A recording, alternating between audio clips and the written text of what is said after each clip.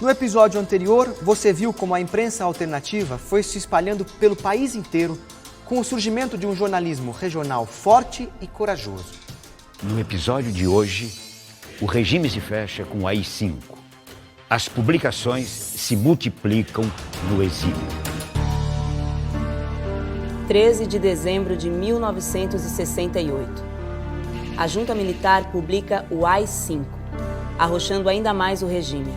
A partir daí, os militares se deram o direito de decretar o recesso do Congresso Nacional, intervir nos estados e municípios, cassar mandatos parlamentares, suspender por 10 anos os direitos políticos de qualquer cidadão, suspender a garantia do habeas corpus.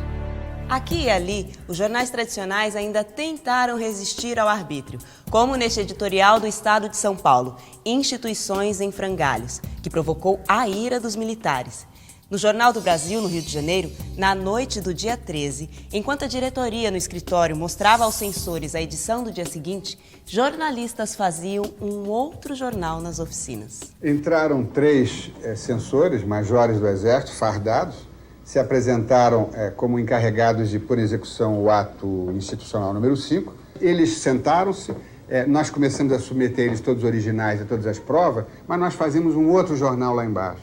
Um jornal que era feito como nós estávamos pensando. E aí foi um jornal praticamente de gozação na censura. Desde a primeira página, onde a gente botou a previsão do tempo, a famosa previsão do tempo, nuvens negras ameaçam o país, fotografias na página de esporte de uma criancinha derrubando um gigante com judô, numa outra página um gorila, e assim por diante. Passamos ao leitor a impressão de que aquele não era o jornal que ele estava acostumado a ver e ele devia, a partir daí, começar a preocupar-se com o que estava nas entrelinhas.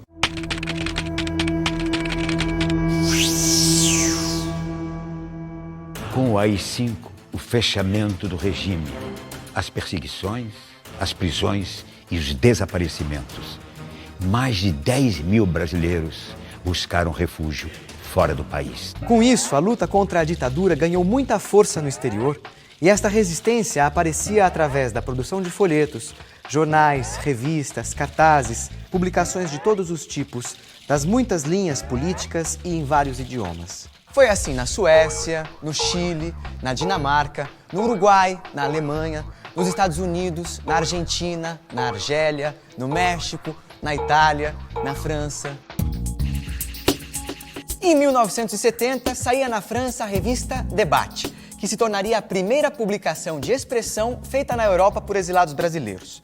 Produzida artesanalmente, tinha um objetivo editorial muito claro: fazer reflexões sobre a realidade brasileira e sobre a esquerda no exterior. O primeiro número foi distribuído em fevereiro, com a data de fevereiro 70. Ele foi possível porque estava começando a haver um agrupamento de brasileiros exilados, de vários tipos de exilados, desde intelectuais que saíam do Brasil porque o clima estava insuportável, outros realmente já perseguidos políticos, alguns que estavam lá desde 64. Quer dizer, havia já, eu não sei aí dizer que número, mas havia alguns milhares, ou muitas centenas ou alguns milhares de brasileiros em Paris com uma cultura de esquerda e interessados, suscetíveis de se interessar por uma publicação dessa natureza.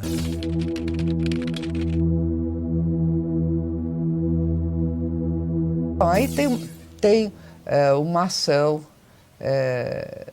planejada, que seria uma ação de grande impacto, que era a saída da marca do quartel.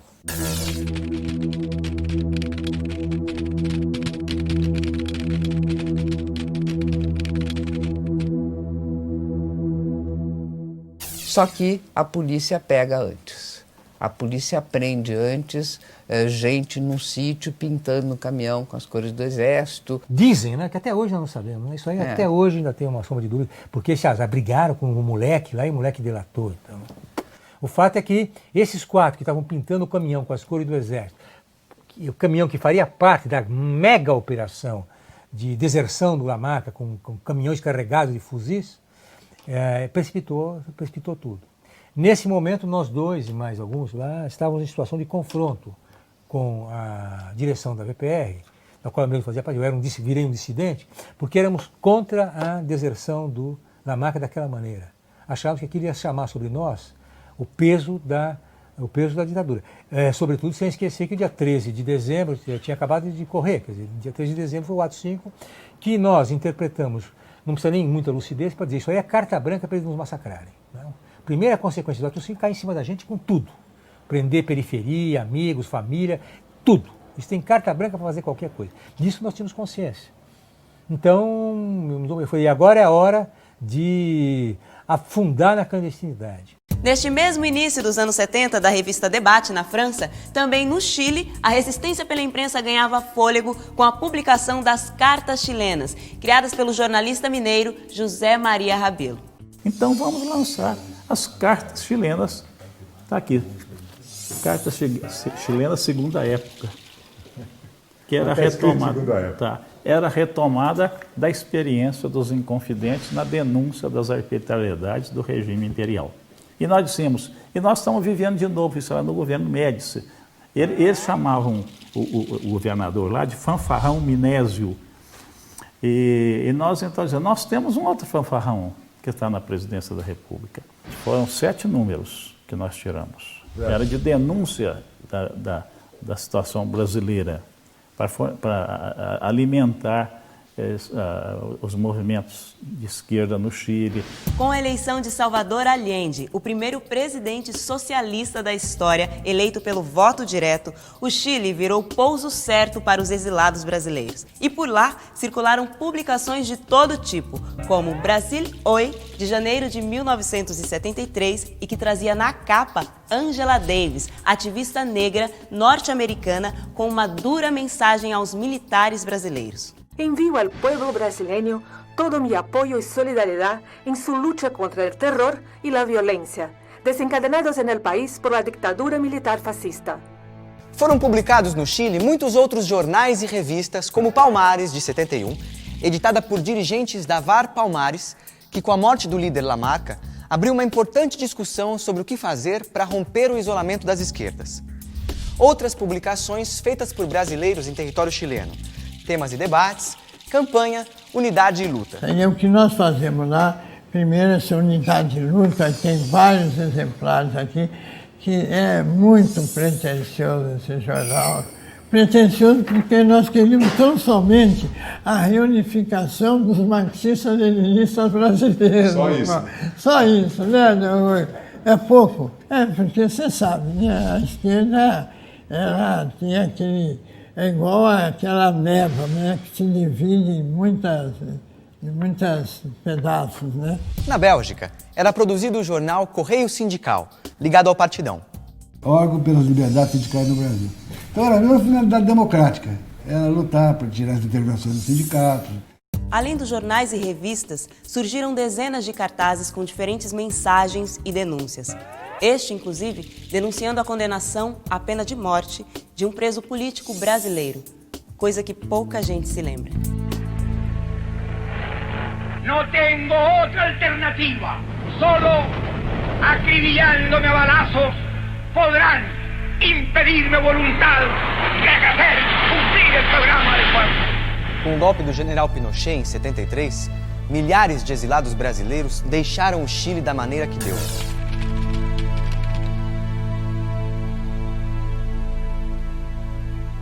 Aí chegou lá o embaixador, para com esse negócio, não manda mais gente para cá não. Olha, eu tenho instruções do meu governo para receber 15 exilados aqui. 2, 3 dias já eram 40. Em certo momento eram 360 por aí. Bem que o embaixador do Panamá tentou organizar a avalanche de gente que se dirigiu à embaixada. Um apartamento de 1 sala e 2 quartos. Quando a gente foi para lá, já não dava mais praticamente para entrar. Dava deitar, não dava mais. O embaixador entrava pela janela do térreo, o embaixador do Panamá, que foi muito solidário. Foi preciso estabelecer uma ordem militar Você mexer lá dentro. E foi muito bonito que nós conseguimos, e eu era até do comando do grupo, sabe? Nós demos número a cada um. Então, dizer assim, para ficar aquele negócio fechado, para evitar a tensão, a gente diz assim, de 1 a 30 a sala A. Então, se deslocar para a sala A. O da sala A passar para a sala B. E dava-se, a gente tinha ideia que estava mudando de paisagem.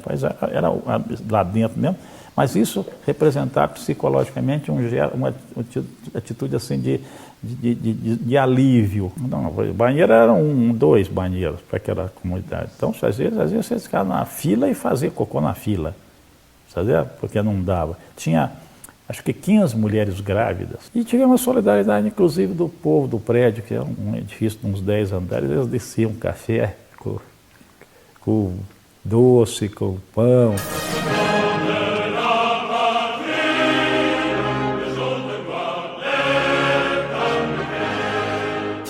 Foi lá o cônsul francês, sabe? Levando o asilo para mim e para outros brasileiros, outros chilenos brasileiros. Eu falei, monsieur l'ambassadeur, il y a aucun problème, encore un problème.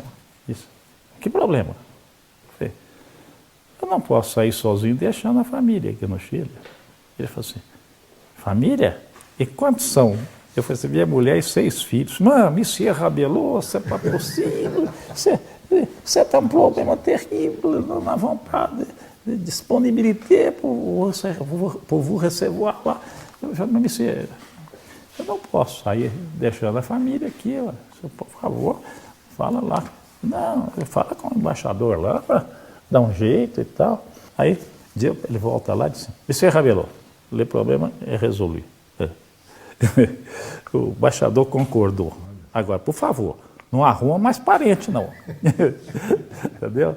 E aí fomos até o aeroporto, ainda sob a jurisdição do governo panamenho, no carro do embaixador panamenho. Sabe?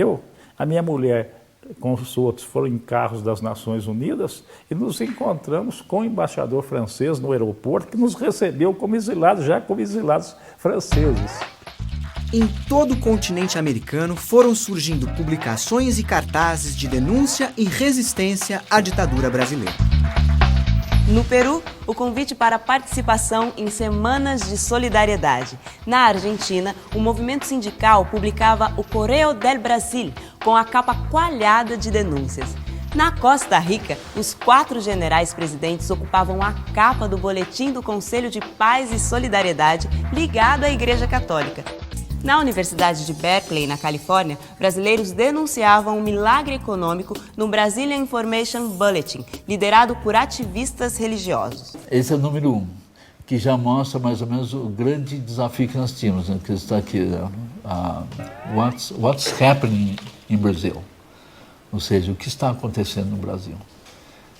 Foi uma primeira tentativa, assim, o primeiro passo no sentido de explicar para a população, para o público americano, o que realmente estava acontecendo no Brasil. Que ali o que havia era propaganda sobre o milagre econômico, sobre o anticomunismo fortíssimo, né, a ideologia anticomunista que predominava nos Estados Unidos também, principalmente. A propaganda mostrava como os militares haviam livrado o Brasil de uma revolução comunista, ou da criação de uma nova Cuba na América Latina. Isso aqui é sobre a CNBB. Infelizmente, a tortura realmente existe no nosso país. Esse foi o título de um documento da CNBB. Isso aqui foi uma forma de você já mostrar para o público principal nosso naquele momento, que era o povo das igrejas, né? Qual a posição que setores das igrejas estavam tendo aqui. Em 1969, na Argélia, surgiu uma publicação de resistência e denúncia que correu o mundo, o FBI, Frente Brasileira de Informação, que era comandada pelo ex-governador de Pernambuco, Miguel Arraes, e editada pelo jornalista Márcio Moreira Alves.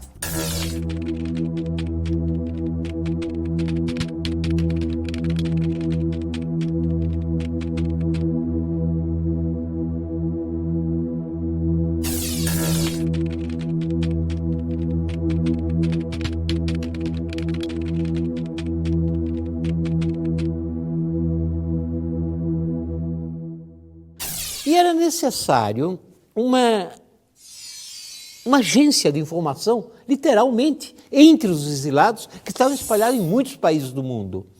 E era necessário também mobilizar o mundo contra a ditadura que piorava a cada dia.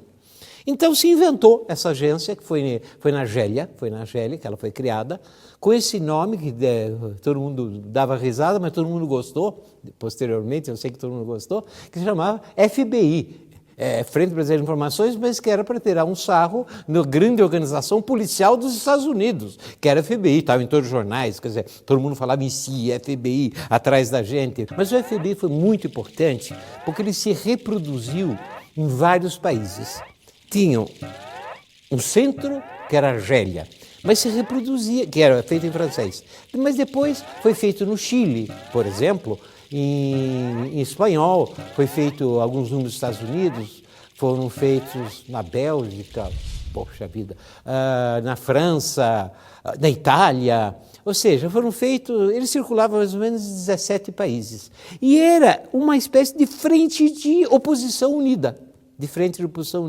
Na Europa, a Itália, que não reconhecia os refugiados políticos como a França, acabou dando uma contribuição da maior importância para a resistência à ditadura brasileira através de diferentes formas de comunicação.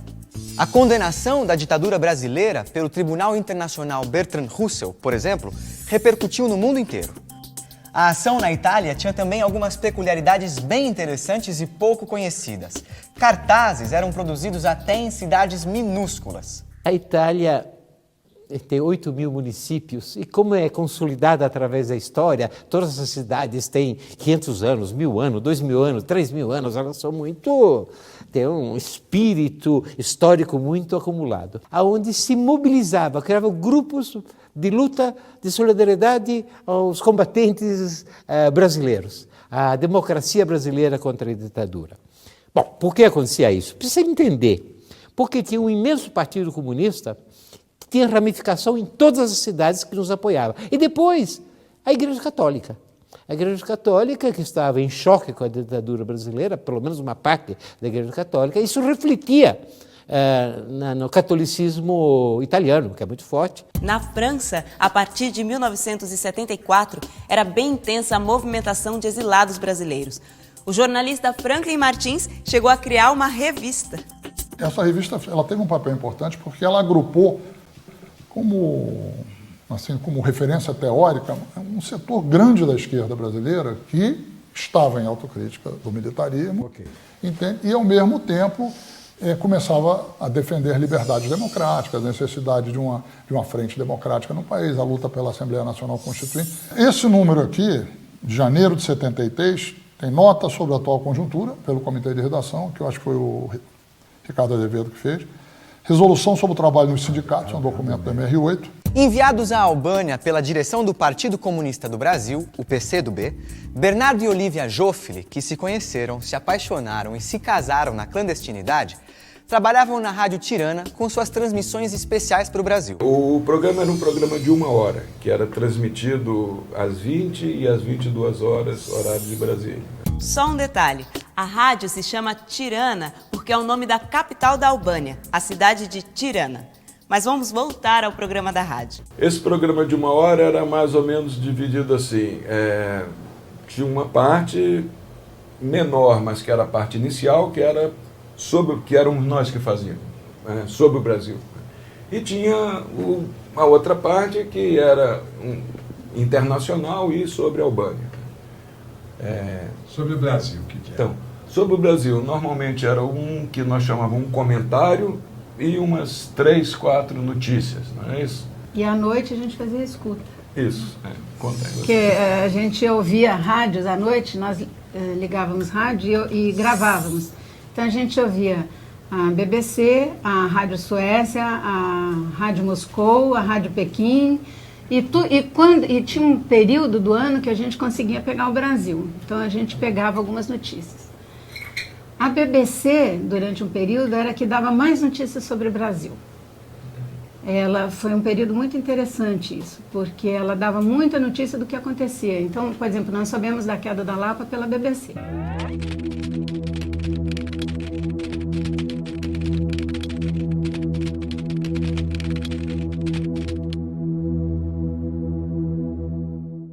Era uma locutora que eu conheci depois no Brasil, que era Jean Rocha, que eu conheci no Sindicato dos Jornalistas depois. Aí eu disse para ela, você nem sabe, mas você foi minha amiga durante 5 anos, porque eu te ouvi todinha. Ela é ótima. É, muito interessante. E a gente ouvia, então, quando o Herzog morreu, também teve um ano depois da morte do Herzog, um programa em que puseram a voz dele, porque ele tinha trabalhado na BBC, então muito emocionante, né? Então eles fizeram um serviço democrático interessante nesse período. Tudo isso numa época de comunicação muito difícil. Só para lembrar, não existia internet, e-mail, Twitter, Facebook, sem contar a saudade. Teve saudade de tudo. Olha, por exemplo, você come hoje em dia goiabada com queijo catupiry, nenhum de nós come. No exílio, goiabada com queijo catupiry era um negócio. O dia que eu descobri, numa rua da Muftar, quiabo para vender, e que eu pude comer quiabo, porque eu achei uma coisa maravilhosa, entende? Quando você recebia uma garrafa de Guaraná, era coisa assim. E, ao mesmo tempo, saudade das pessoas e saudade da luta, entende? Quer dizer, que é o que dava sentido à tua vida. Por conta dessa saudade de tudo e de todos, exilados conseguiam prensar na Itália discos com capas e repertório da música brasileira, que confortava a saudade e faziam muito sucesso nas festas dos jornais de esquerda, com seus cartazes convocatórios que não esqueciam de oferecer feijoada e caldo de cana. O disco era um disco onde foram selecionadas canções sobre mulheres, não é isso? Foi. Mas era um com samba, vários etc. cantores, Era mas sempre sobre mulher. Eu acho que eu não sei se ainda tenho esse LP. Tinha uma capa bonita. Uma capa tinha músicas do Chico, tinha de vários autores, mas sempre com relação à mulher. Acho que foi a Zuleika que bolou isso aí.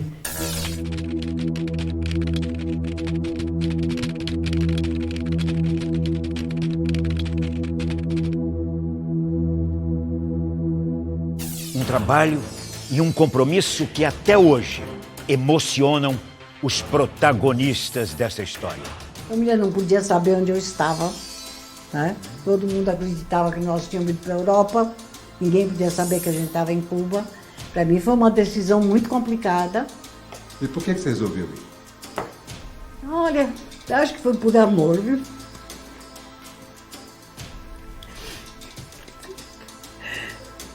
Desculpe, mas me incomoda. Não se incomoda. Amor ao marido, amor à causa. Amor ao marido, mais ao marido nesse momento do que a causa. Eu era colaboradora, né? Ali a nossa casa era um aparelho. No próximo episódio, você vai conhecer as publicações clandestinas feitas por militantes que chegaram a viver 10 anos seguidos na clandestinidade. 118. Estamos aqui. Com licença, um minutinho só. Tá.